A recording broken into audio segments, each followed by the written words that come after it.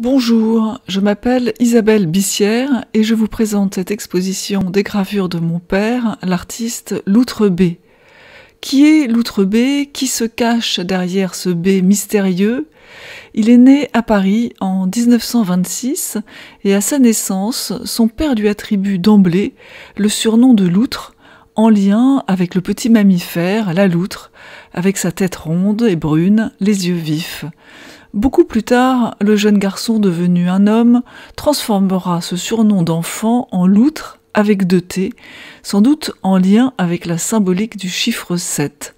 Encore plus tard, il réintégrera la lettre B, B comme Bissière. En effet, il ne souhaitait pas travailler sous le même nom que son père, l'artiste Roger Bissière, chef de file dans les années 50 de l'art non figuratif de la Seconde École de Paris, dont le travail a été présenté au Musée des Beaux-Arts de Bordeaux en 2014. Que voit-on dans l'exposition? Quelle est la singularité de ce graveur?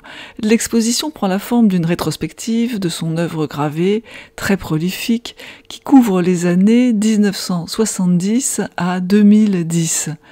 Loutre est un artiste qui explore une technique très singulière, celle de la gravure en taille douce, en couleur, alors que la gravure est traditionnellement en noir. Le titre de l'exposition, « Les canards bleus seront beaux cet été », est tiré du titre d'une gravure de Loutre de 1980 que vous trouverez à l'étage.